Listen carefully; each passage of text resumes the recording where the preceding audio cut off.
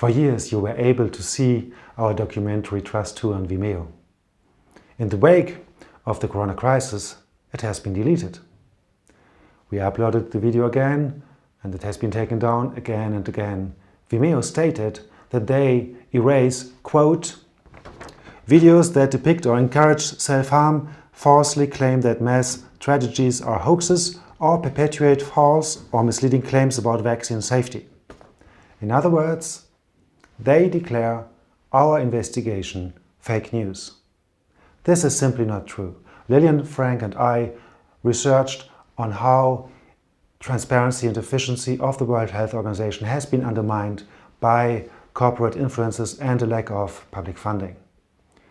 This 7-year-long investigation has been released to movie theaters and shown on public service TV channels around the globe. Every single fact is waterproof and has been approved by lawyers as well as key executives of the World Health Organization itself.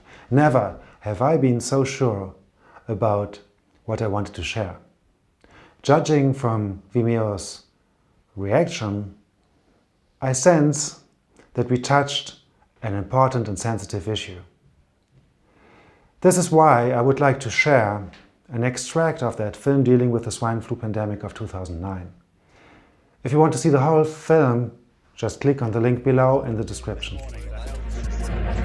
Madame, Monsieur, bonjour. Dans l'actualité de ce samedi, le risque d'épidémie de grippe porcine partie du Mexique qui pourrait s'étendre aux États-Unis. Do you remember swine flu? You were really frightened. The numbers are staggering. Well, first of all, they are estimated by the World Health Organization to affect 2 billion people worldwide with H1N1. Joining us now from Cibola, Texas, Patrick and Robin Henshaw. Their family has been hit hard by this swine flu. Good morning to you both. Good morning. Good morning. My administration has taken several precautions to address the challenge posed by the 2009 H1N1 flu virus. Many countries, including Germany, Italy, France, and Great Britain, concluded secret agreements with pharmaceutical companies before the swine flu incident, which obliged them to purchase swine flu vaccinations, but only if the WHO issued a pandemic level 6 alert.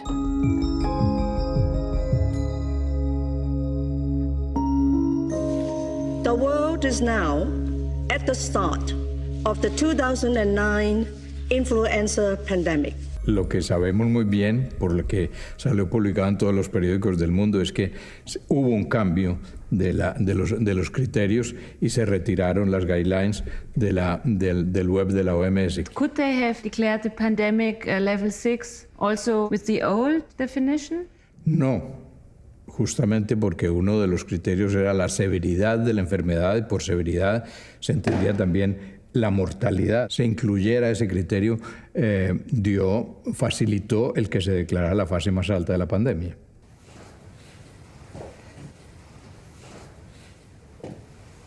So this was removed before 2009, shortly before H1N1.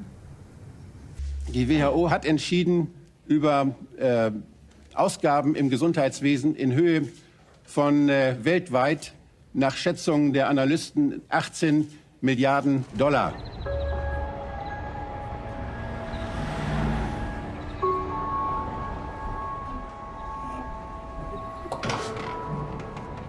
Glaxo, Novartis, Sanofi, alle hatten sich diese Impfstoffe in neuen Produktionsanlagen für die Pandemie bereitgestellt. Alle hatten sie Verträge mit Nationalstaaten gemacht und dadurch, dass sie so viel investiert hatten, aber das nicht verkaufen konnten, weil ja keine Pandemie kam. Und die nächste Grippe war auch nicht in Sicht und da haben sie eine gemacht. At the time I am pregnant and I avoid airports, crowds, and all forms of travel. Public media exaggerates with words and images the danger resulting from swine flu.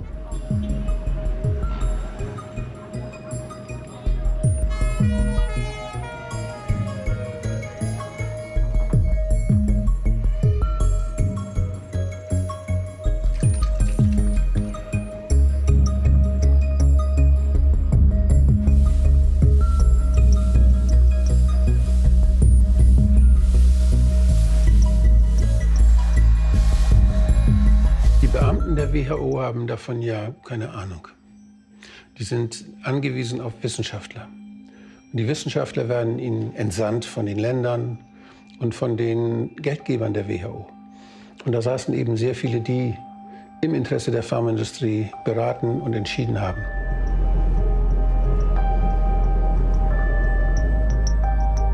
The WHO Working Group on Swine Flu consists of 13 external consultants. 2 of them report conflicts of interest. Neil Ferguson declares consultancy fees from GlaxoSmithKline, Baxter, and Roche, the manufacturers of the swine flu vaccines and medications. Not a problem for the WHO. In 2007, Albert Osterhaus loses his voting right on the Dutch Health Commission due to his conflicts of interest. He declares to the WHO that he has shares in the pharma company ViroClinics, which is suspected of profiting from swine flu. He also declares that he is the chairman of ESWI, describing it as a group of independent scientists. In fact, it is partly financed by vaccine manufacturers. Because I also did some research about H1N1, could we also discuss this a little bit later? Obviously, yeah. I can tell you there's no scientific meeting today organized that is not being sponsored by industry, and rightly so. Yeah, industry is making the vaccines. It's not the national institutes that are making the vaccines any longer. Industry is doing it. Were you aware of the contracts between pharmaceutical companies and governments? Well, you have to be aware of this, of course. You have to be aware of everything that's going on. And it is extremely easy to, after the fact, say, well, maybe X should not have done Y and A should not have done B. However, think about the opposite. What would have happened had the influenza killed 50% of the people it infected and there was no vaccine? Then you and others would be standing here today getting really mad at us for not having made vaccine a possibility. Im ersten Jahr sterben in Deutschland 258 Menschen an der Schweinegrippe, weit weniger als bei einer normalen Grippewelle. If you've been diagnosed with probable or presumed 2009 H1N1 or swine flu in recent months, you may be surprised to know this. The odds are you didn't have H1N1 flu. In fact, you probably didn't have flu at all. Die WHO saß also hier am Abzug dieser ganzen vorbereiteten Transaktionen, dieser vorbereiteten Geschäfte, die zwischen Staaten und den Pharmaunternehmen formuliert worden waren. Diese Verträge waren meist geheim, wurden nicht veröffentlicht, weil die Firmen darauf bestanden. Und das ist dann auch entsprechend bewertet worden vom Europarat und gerügt worden. Die Intransparenz, die Rolle der Experten, die dort im Lohn und Brot von der Pharmaindustrie standen. Und ja, dann hat man Änderungen gefordert, aber die WHO hat dann nicht mehr auf den Europarat reagiert. Die ist nur einmal gekommen. Schon bei der zweiten Anhörung ist sie nicht mehr gekommen. Sie müssen ja nicht. Sie sind uns keinerlei Auskunft schuldig. Wir können nicht Akteneinsicht nehmen, die Akten beschlagnahmen, durchgucken. Geht nicht. Da gibt es keinen, der das kann. Es gibt auch keinen Untersuchungsausschuss, wie es den im Parlament gibt, wo die Abgeordneten hingehen können und sagen, stopp. Und die müssen alle kommen und müssen die Akten zeigen. Gibt es auch nicht. Die WHO kann sehr clandestin wursteln. Ist nicht ausreichend kontrolliert. As some of you may know, we also have a new film project, Corona.film, analyzing the current virus crisis. To make this happen, please help us in supporting our crowdfunding campaign and subscribing to this channel.